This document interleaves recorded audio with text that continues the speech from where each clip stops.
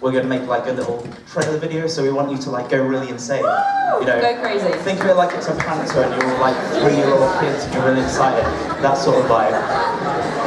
Are we ready? Are you ready? Okay. We all good? 3, 2, 1. Welcome.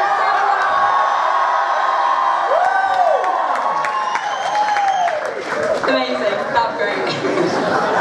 So good to be here. Yeah. We're so glad to have you back Sunday morning at Winchester Uni. Welcome to Winchester. Our home ground. Yeah. We're at Winchester University. I'm Sophie. I'm Rodri. Yeah. Should we tell them what courses we're doing Oh, while we're here? You know, why not? Seeing as we go here.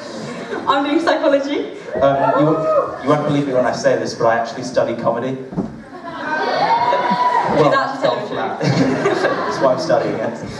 We're so excited to have you here with us to worship where I have my lectures. That's really exciting, and it's just a really great opportunity. Yeah.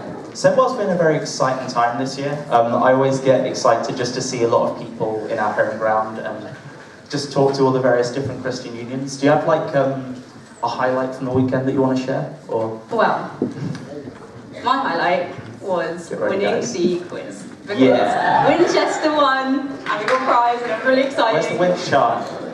There we go. Winch.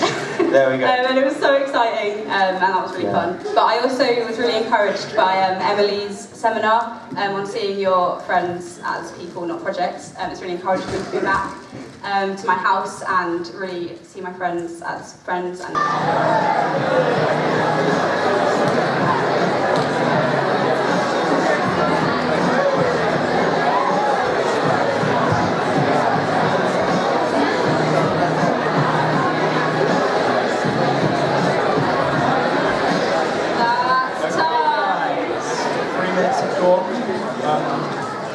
I hope you're having good discussions because we're out to invite every one of you up here to share. No, I'm just joking. No, I wanted to share something. So I hope it was a really encouraging time for you. For me, like I only came along last evening because I had work. I know, boo. Thank you. So I was very tired during last night's talk, and I found myself, no offense to the speaker, like zoning out and sleeping a lot.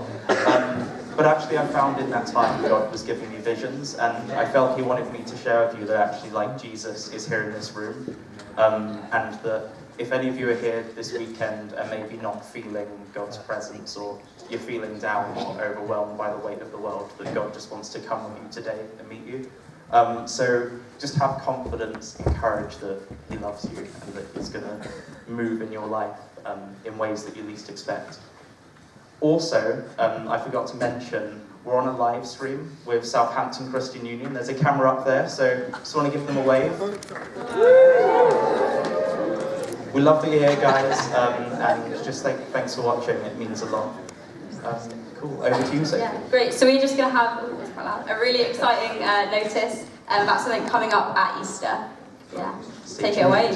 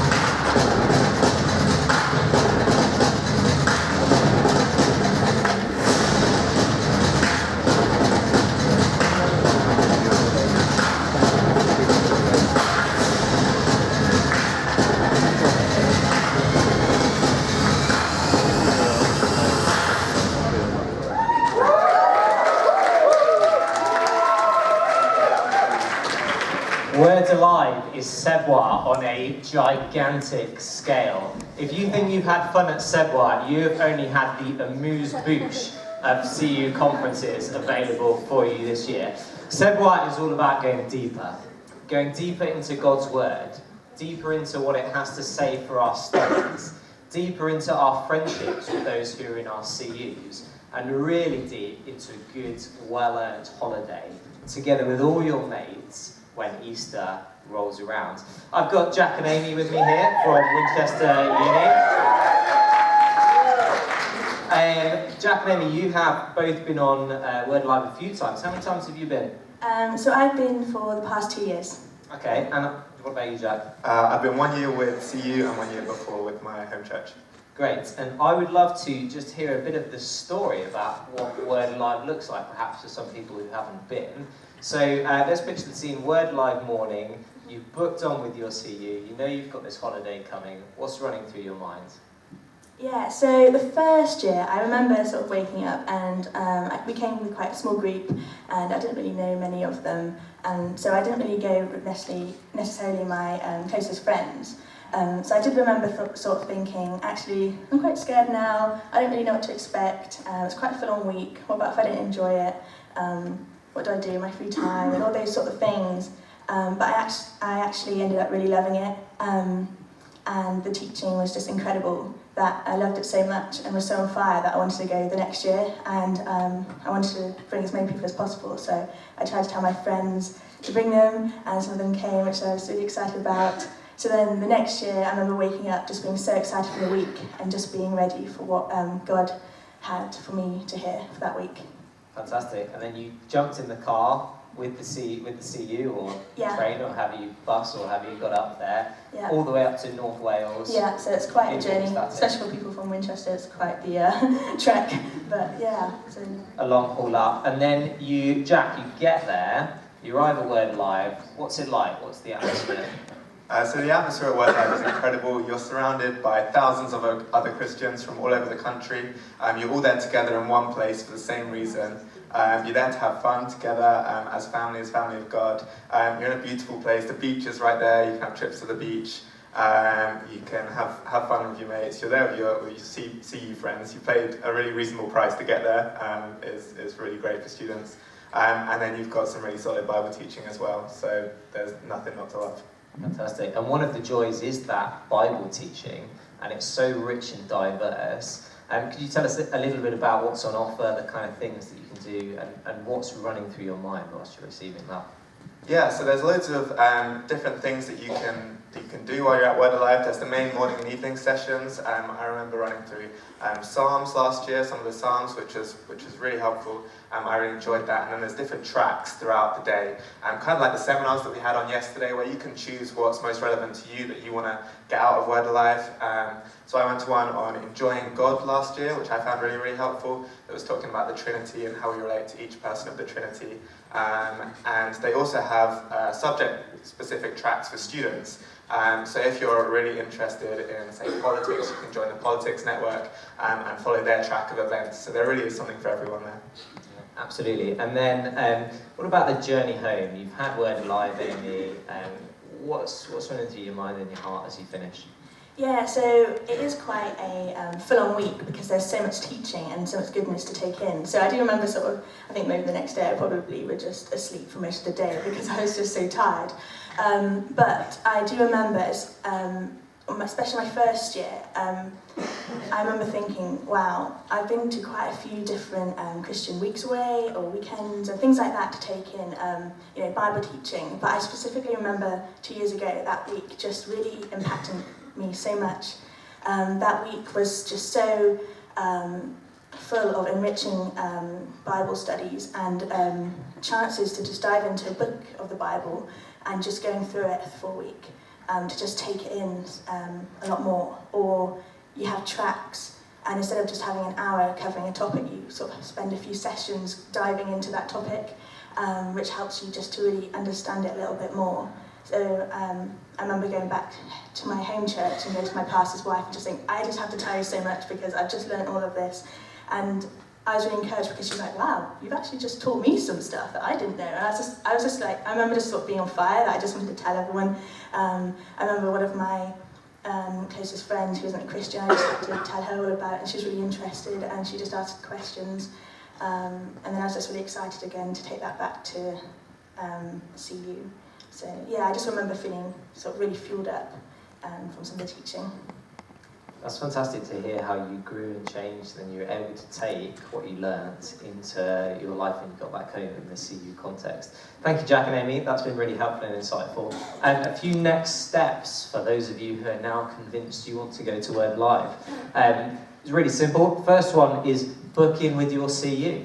There will be someone in your CU called a Word Live champion who will have on their, there's a few around, who will have on their radar booking accommodation for you. Most CUs will run it as a deposit system where you contribute £20 or £25 and you've booked your place. They'll then develop a big group, a Facebook group or a Facebook chat where you can work out all the details of the fun of going to Word Live.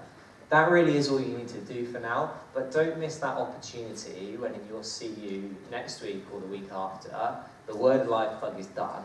Sign up then. Don't delay. You just need to get a small deposit in, and Word Live really is not to be missed.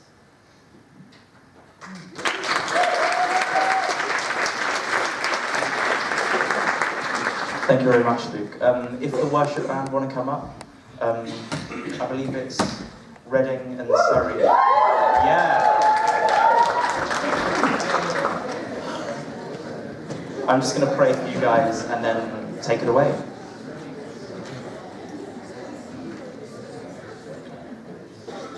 Yeah, Lord, I just thank you so much for this weekend. Thank you for how you've been moving and encouraging us and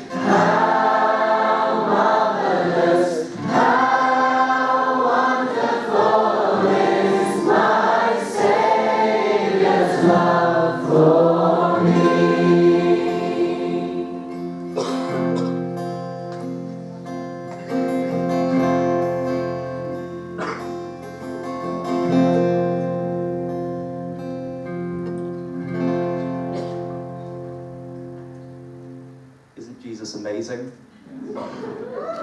Awesome. Okay. We're going to invite our speaker up. So yeah, you beat me to it. Hi, you might want to use the mic. Okay. Why don't you tell them who you are and what you do? I'm still Dave, and I'm still team leader for the South East. Have you already spoken to them? Yes. See, I missed half the weekend, so I'm not up to date on what has happened. Josh, am I coming through okay? Which is him? Great. Cool. What's been your favourite thing about Savoie? What's been my favourite thing? That's a good question. I love lots of kind of little things that often happen at Savoie. Particularly, I like the kind of little kind of cultural things that you kind of glimpse from various CUs. So if you're not from Chichester CU and you've never accidentally sat next to Chichester CU during a worship session, you've missed a treat. Because Chichester CU is basically a choir, and you realise the levels of volume that you're going to listen to aren't determined by the guys on the sound desk, they're determined by the guys who are singing around you. I love, one of the things I really love about Subway is all of those, the kind of little exposures you get to those kind of little bits and kinds of things all around the place. Yeah.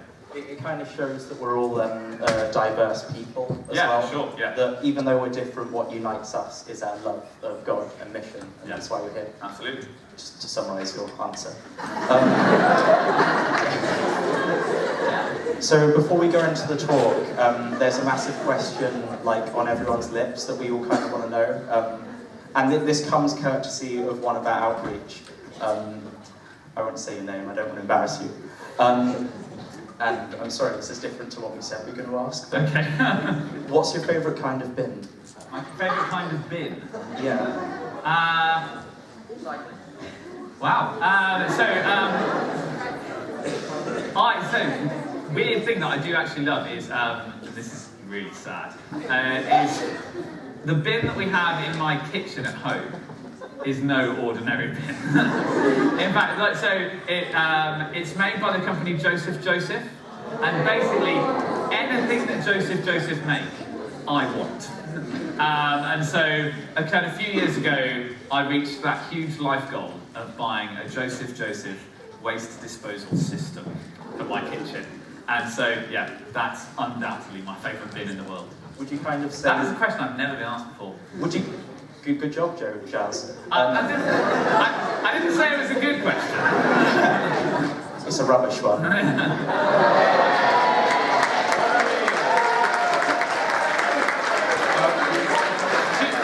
years of university education. £9,250 a year as well. Would you say then that Jesus is like the Joseph of Christianity? Sure, right. There we go. Good answer. Okay, I think it's over to you, Sophie. Great, yeah, please do. Yeah, sure. Father, I just thank you for Dave. Thank you that you've given him such a heart to serve students and Christian unions. I just pray now as he comes to speak that you will give him the words that you want us to hear, and that we will still be open to hearing. It's been a long weekend of a lot of teaching. I just pray that we will still really take that in, and we won't switch off. So I just pray for Dave now. Amen. I'm just going to invite Esther to come and do our reading, and Dave.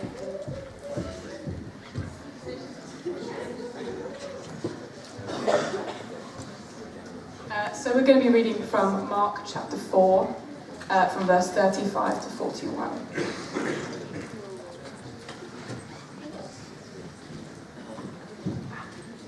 That was Mark 4, 35 to 41. On that day, when evening had come, he said to them, "Let us go across to the other side." And leaving the crowd, they took him with them in the boat, just as he was. And the other boats were with him. And a great windstorm arose, and the waves were breaking onto the boat, so that the boat was already filling.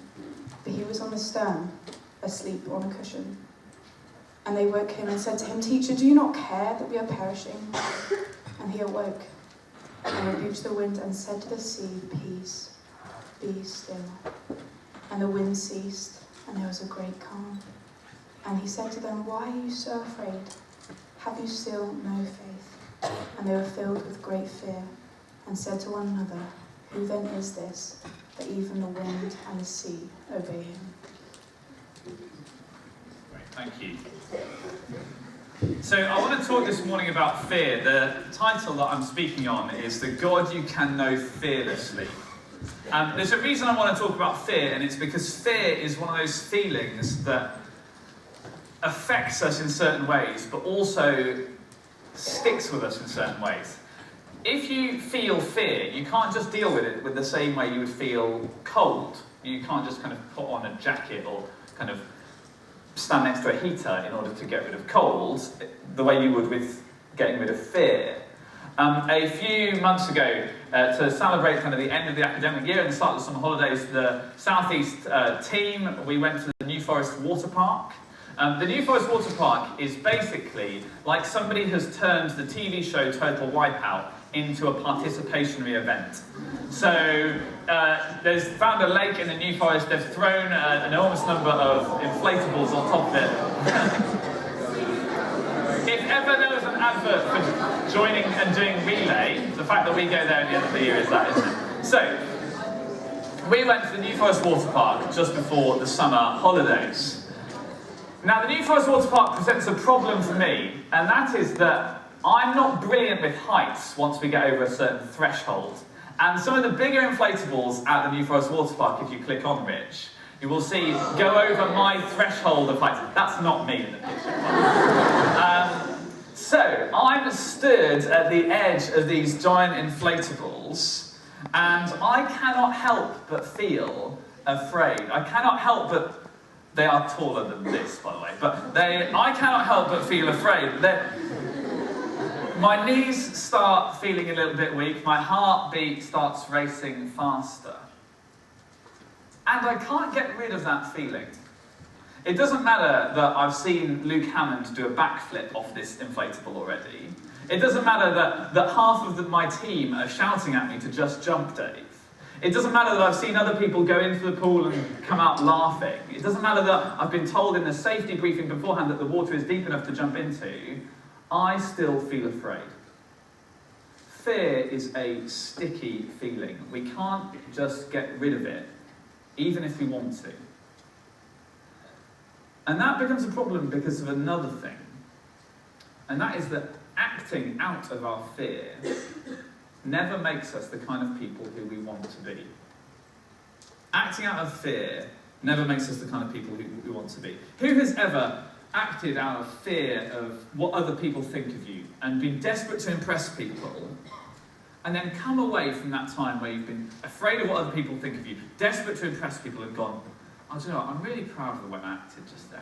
I'm really so glad I was so true to myself. No. Fear of people and acting out of it makes us people we don't want to be, not people we want to be. Or who has ever lost hours of sleep the night before a big deadline or a big exam, and then woken up the next day to sit that big exam and gone, oh, do you know what, I'm just so glad that I'm sleep deprived for this. That's going to make me so much sharper, isn't it? No, acting out of fear doesn't make us the kind of people we want to be, and fear is not something we can so easily get rid of. Well, if fear is such a pervasive and ubiquitous human condition, it should be no surprise to us that Jesus has something to say about fear. And that's what we found in the passage that we've just read from Mark chapter 4. Jesus has got something to say about fear. But in lots of ways, I don't think what he has to say is what we would expect. At the beginning of Mark chapter 4, Jesus has been teaching to such a big group of people that in order to make it practically work, he has stood in a boat at the sea, at the side of the Sea of Galilee, and the people who have been listening to him have been on the shore. And then at a long day, at the end of finishing speaking, he says to his disciples, let's go to the other side of the Sea of Galilee. For various kind of topographical and geographical reasons around the Sea of Galilee, to do with the mountainous regions that were nearby and the depth of the water, sudden storms could hit the Sea of Galilee kind of by reputation. And that's exactly what happens. As they're sailing across the sea, a storm hits. And it's a storm that terrifies the people who are sailing the boat, the disciples who are sailing Jesus' boat. The disciples were not just any kind of people to be sailing a boat, though. I have only been sailing twice in my life. There'll have an image of it here, I think, behind me. That's me. this time, sailing my kind of little dinghy. The thing is, it didn't go well.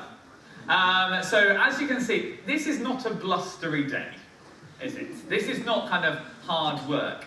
But a couple of moments of lack of concentration on my half meant that all of a sudden the sail started coming around in the other direction. And anybody who's been in a boat before will know that the sail is attached to a horizontal, in this case, metal beam. But this horizontal metal beam met my head, and so this is what my head looked like moments later. Then I got hit in the head by the beam. I did a backflip off the boat capsized on top of me. If I am in a boat and say to you, I'm a bit worried about this storm that is coming, you do not need to take me seriously, because I don't really know what I'm doing if I'm sailing a boat. The disciples were not like me. Several of Jesus' followers were fishermen and sailors by profession. And so when we read that they were afraid for their lives because of the storm that was around them, we can take seriously what they're saying. The storm that was hitting the boat that the disciples of Jesus Christ were sailing was serious. This was no light thing. And do you notice there's that funny line, there were other boats with them? Have you ever wondered why some of those funny little things kind of pop up in that? Is there a kind of hidden meaning to why Mark has decided to say that there were other boats with them? I don't think there is a deep theological meaning to why it says that there are other boats with them here, but I do think there's something in it. Mark, you will always find people who will say that, look, the accounts of Jesus' life, books like the book of Mark, just can't be trusted. It's a legend, of a myth of a myth, of a copy of a copy. How can you know that what's written here actually happened? How can you know it's just not propaganda? Well, Mark was a companion of the Apostle Peter. And so when Mark was writing Mark's Gospel, he was writing the account of Jesus' life that Peter had often preached and told to the early church. So the reason it says that there were other boats with them, for apparently no reason, is because Mark, when he was writing this down, had heard Peter say on multiple occasions when he told this story that there were other boats with them when they were sailing across the Sea of Galilee. And the reason that Peter had said that there were multiple times that there were other boats with them when they were sailing across the Sea of Galilee was because when they sailed across the Sea of Galilee, Peter saw that there were other boats with them. And the reason that Peter saw that there were other boats with them when they sailed across the Sea of Galilee was because there were other boats with them. If you want to try and dismiss the accounts of Jesus' life as just a legend, of a myth of a myth, you need to brush over the fact that it's just not written as if that's the case. This is eyewitness detail. This is the account of what somebody actually saw. And those people who actually saw it, those people on that boat, in the midst of that storm, woke up Jesus, shook him by the shoulders and said, "Don't you care? We're perishing. We're about to die." And then we get another weird little detail, don't we? That Jesus was asleep on a cushion. I have spoken enough times at Sebwa that I have seen people sleeping plenty during the talks I have given. But if you have come in here this morning, and as soon as you sat down, or as soon as I stood up to speak, you got out of your back pocket one of those like little inflatable ring cushions that people wear on a train. And as I started speaking, you'd kind of just opened the valve and you just kind of propped your head up in the first few minutes while I was speaking. You are making a really clear statement of intent about what you plan on doing for these 20-25 minutes or so. The reason it says Jesus was asleep on the cushion was because Jesus meant to go to sleep. He had not nodded off accidentally. He wanted to be asleep. He was nowhere near as afraid as the disciples were. But when they wake him up, he rebukes the storm that's going on around them. He says, "Be still." The word in Greek behind that phrase, "be still," that we read, is what's called a verb of continuing action. That means that Jesus is saying to the storm and to the sea, sit down and stay sat down. And even the waves died down immediately. It wasn't just that the storm stopped, the consequences of the storm stopped. How many times have you said something that had absolutely no effect? Like, sometimes I've been called into the kitchen at home and been asked to open a jar.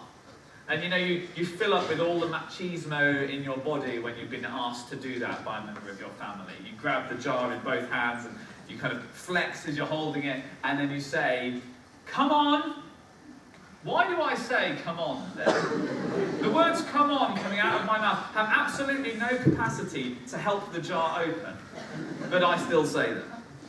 Or who has helped at the children's work at church, or had a children's work placement of any kind, and ever used to a group of children the phrase "be quiet"? And that had any bearing on the reality that then ensued?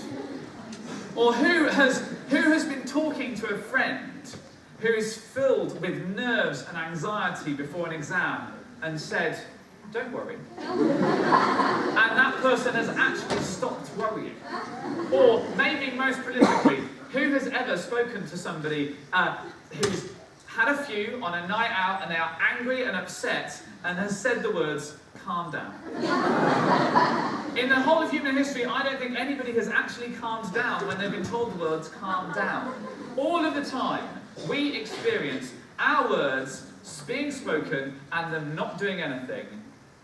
Jesus' words are not like ours. He can say the simple words, "Be still," to the wind and the waves, and they immediately were. Jesus is so much mightier than we are. Even if sometimes our words don't work, his words always work. What do we do with that? Well, look closely at verse 41 and you can see what the disciples did with that. They were filled with great fear and said to one another, "Who then is this, that even the wind and the sea obey him?" Before they were afraid, and now they are filled with great fear.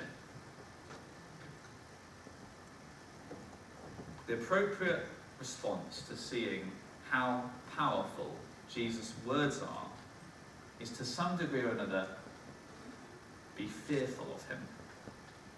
I think that raises all sorts of problems for us. We don't tend to think about Jesus as somebody who we should be afraid of or feel fear towards. And in fact, that seems to be in contradiction to how we tend to think we should feel about Jesus. We think we should feel love and affection and sympathy towards him because those are the things he expresses towards us. But I think the Bible shows us that those two things do not need to be in contradiction to one another.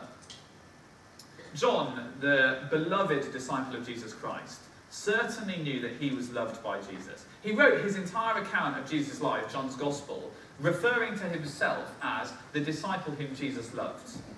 That is somebody who has a really high level of confidence about their view by somebody else, isn't it? John knew that Jesus loved him. But then if you read Revelation chapter 1, which was also written by John, when John is greeted by a vision of Jesus, in Revelation 1 verse 17, he says this: "When I saw him, I fell at his feet as though dead. But he laid his right hand on me, saying, 'Fear not, I am the first and the last.'"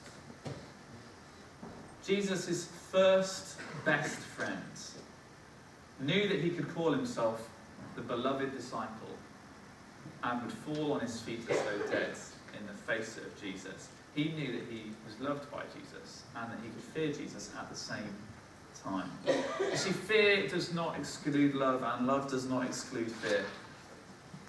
Think about this in Proverbs chapter 9, verse 10. "The fear of the Lord is the beginning of wisdom, and the knowledge of the Holy One is insight." Being wise is, fear of the Lord is not the end or the totality of wisdom, but the beginning of wisdom is fearing the Lord, knowing who Jesus is. Or look at this from Psalm 130, verse 4. "But with you there is forgiveness, that you may be feared." Fear of Jesus comes from knowing that he forgives us. Do you notice when the disciples were filled with great fear of Jesus?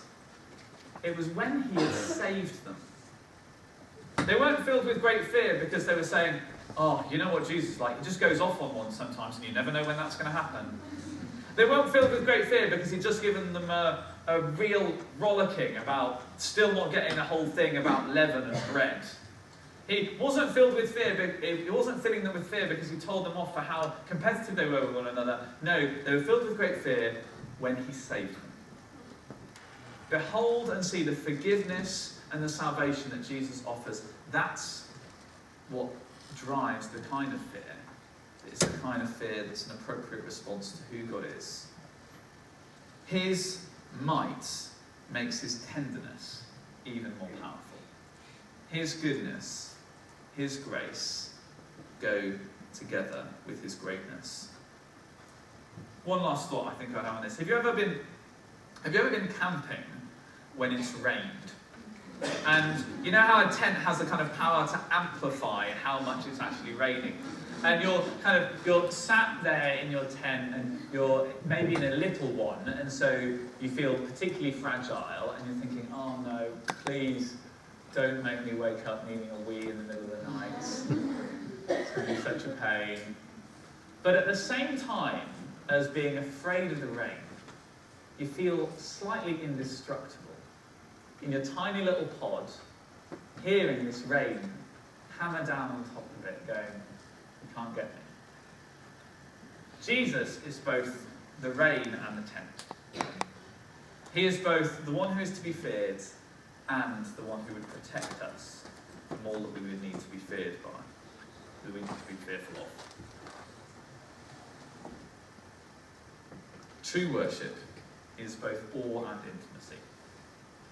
Knowing Jesus is knowing that he would call you beloved and falling on your face before him.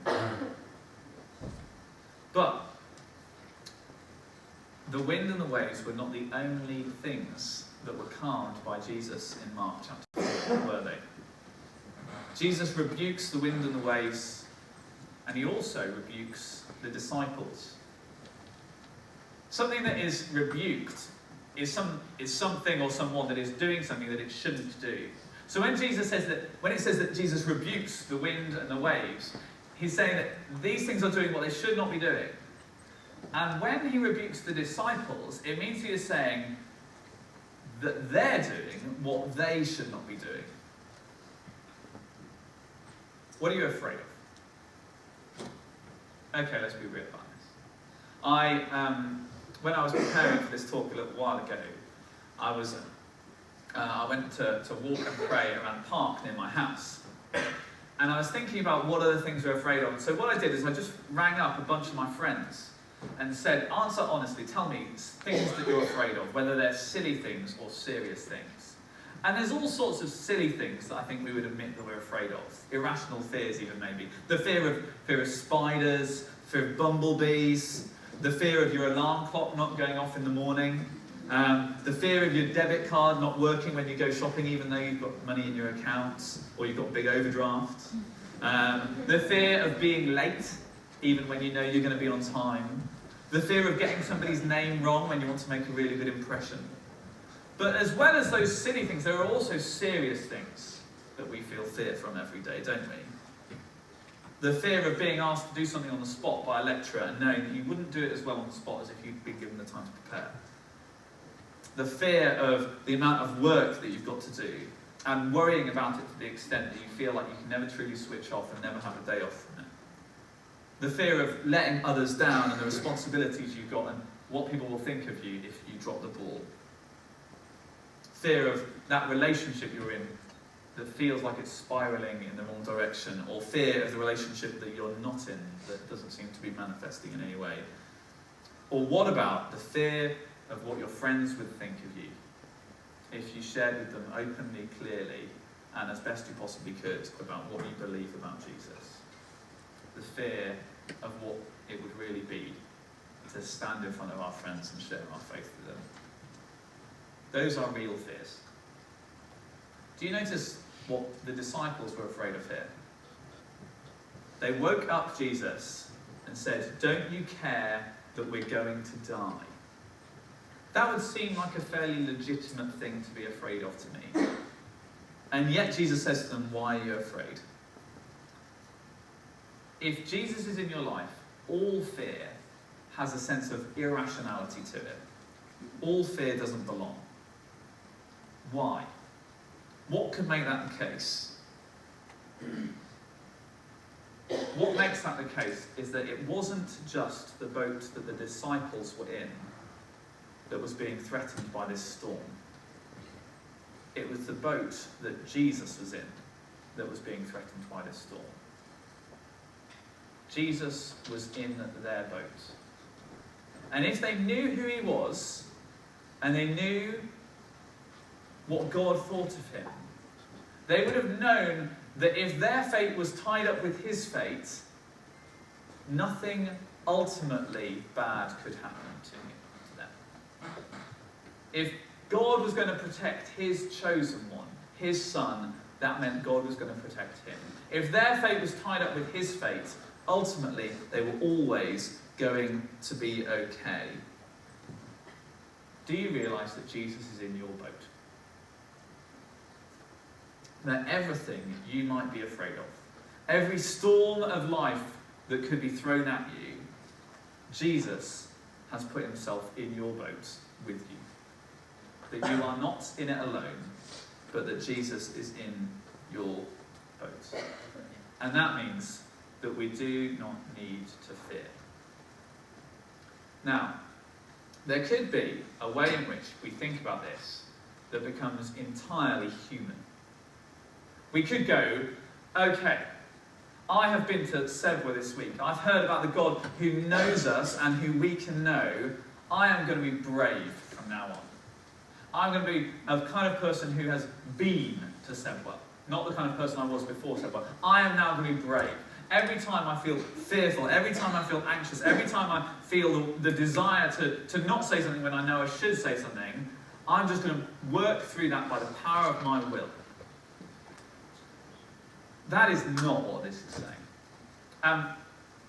When I was 15 years old, I was going through a park with some mates of mine, and I got mugged. I was kind of accosted by a whole group of people who were in that park, and they kind of split up my three mates and I. I got surrounded by three of them, and I got three different people punching me in the face. When I was then walking around the park near my house, praying about this talk, after I'd been on the phone to a few friends of mine, hearing what they thought they were fearful of, I walked down the hill around the corner, and there was a group of people who were exactly the same kind of group of people who mugged me back when I was 15 years old. Now, there is an entirely human way of me walking past them. There's an entirely human way of going, I'm not going to be afraid right now. And that is to go, I'm not 15 anymore. I weigh about 40 kilograms more than I did when I was 15. I'm 6 foot tall. If those guys want to treat me the same way those guys did when they were 15, when I was 15, I'm going to treat them like those guys treated me when I was 15.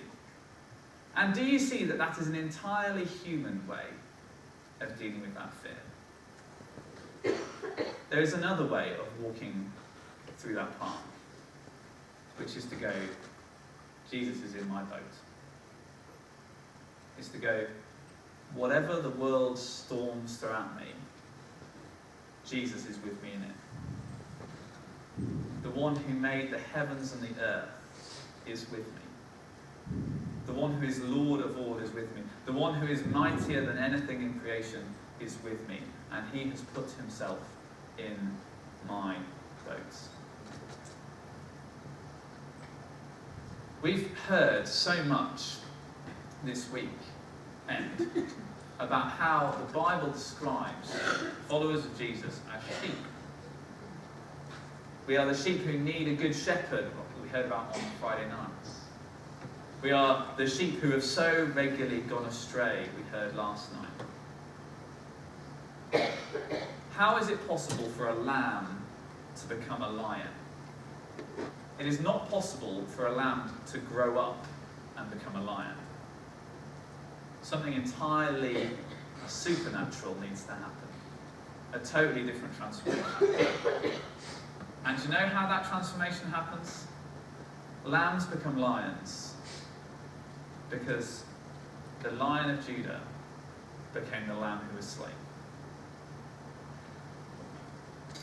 The way we can face the storms of this world happens by the life, death, and resurrection of Jesus Christ becoming your life, death, and resurrection. That is how fear-filled lambs can become brave lions, by knowing that Jesus is in your boat and he has made us something new. That is how we can face the fear of rejection, the fear of all sorts of things that we might face in the coming week, the coming months, the coming years, as we seek to share our faith with all around us, by knowing that his resurrection is my resurrection. That the Lion of Judah became the lamb who was slain for me, and that Jesus is in my boat. One last thing before we go. Do you realise the great mistake that the disciples made in this passage?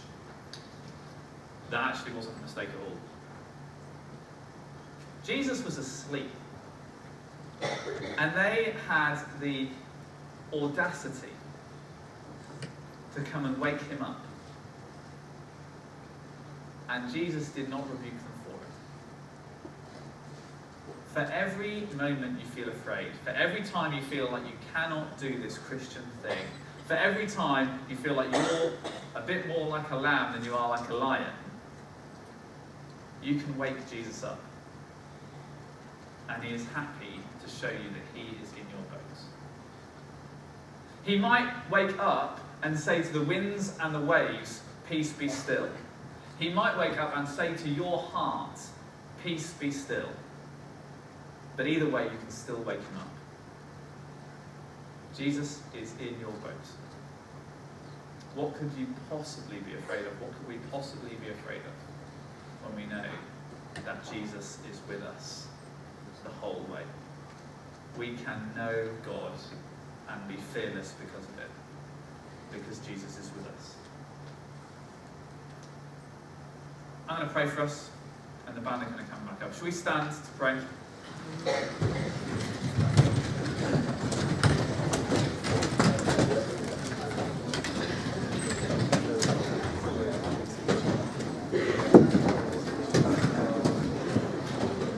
Throughout Mark's account of Jesus' life, there are loads of incidences of Jesus moving in incredible power.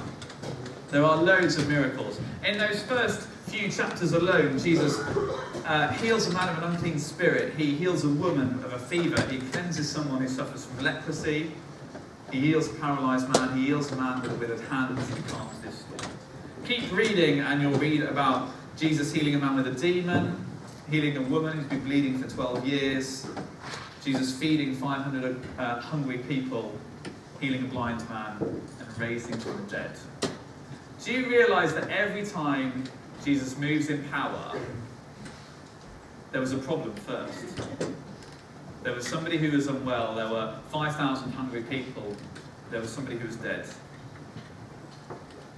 If you want God to move in power, if you feel desperate to know what Jesus would say when you would wake him up, if you feel in need of knowing that he's in your boat with you, because there are problems in your life, you're in exactly the right position for God to help you. If you think there are things in the week ahead to be fearful of, God has an incredible habit of moving when we need him to move. Let me pray for us.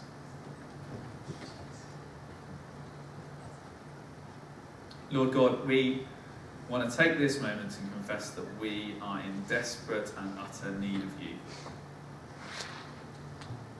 That if our lives were us sailing a little boat across a sea on our own, we would be totally exposed, that the wind and the waves would fill us with very real fear, because we would have no way of knowing if we can deal with them. Thank you, Jesus, that by knowing you, we can know that we are not alone, that you have made yourself one with us, that you have put yourself in our boat, that the storms and the winds and the waves of this life do not come at us alone, they come at us with you, and that you are with us, and that we can wake you up. And that when we wake you up, or think we're waking up, in factual fact it is us who wake up. Who wake up to the reality that you are with us. Lord, we confess that all too often we have been afraid.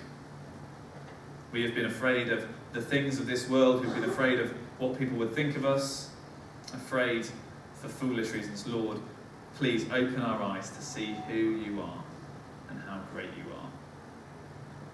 Lord, make us a people who have been totally transformed.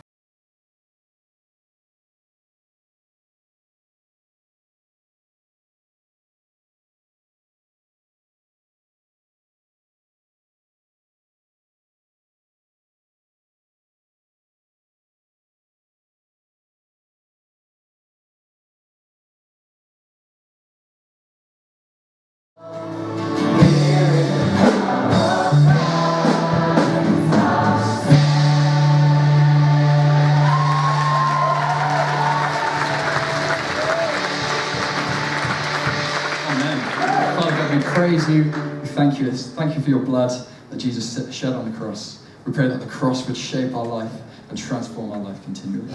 In your name, amen. Please do take a seat.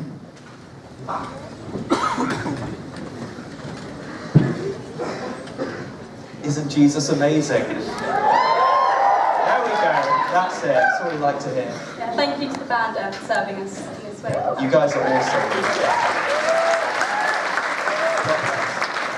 Can we also just say a massive thank you to the sound team who have come and set up all of the sound stuff.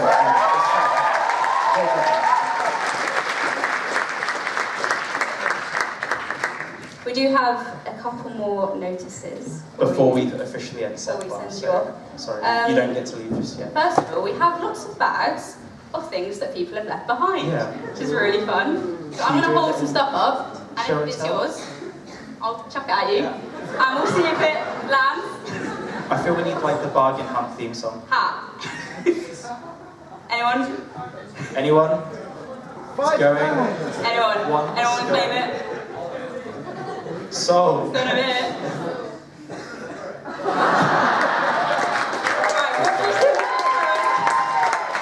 How embarrassing. Let me do that. We have an empty carry box. It's just a bit. Anyone want to lay claim? Go on, Emily. There we go. Fleece, grey fleece. Over there. Anyone? A Butlins bottle. Oh, there we go. Highbrow, this place.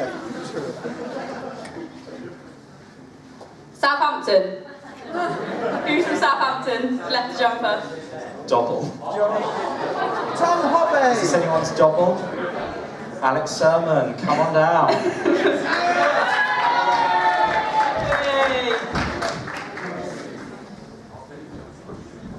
Throw that far. Ooh, what is this? It's a hoodie of some kind. I'm sensing something there. I don't even know what it says. Purple. In hearts away. In hearts away. Oh, close. What else we got? A bunch of cutlets. Anyone? Yeah, okay. Do you want to come down? No, okay. Scrunchy. Oh, that's it. Black velvet scrunchy. Over there. I'm not going to throw that far. It'll be down here. Yeah. Some headphones. Oh, yes. Are these yours? Should we chuck them? I think it might be.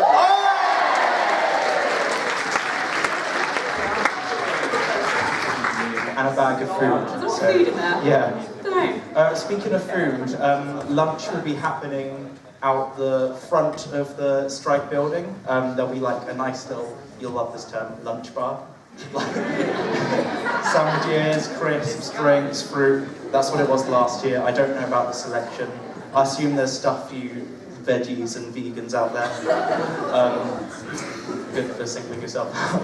Okay. So yeah, exits will be through there, or actually no, just through there. And I know that we've all loved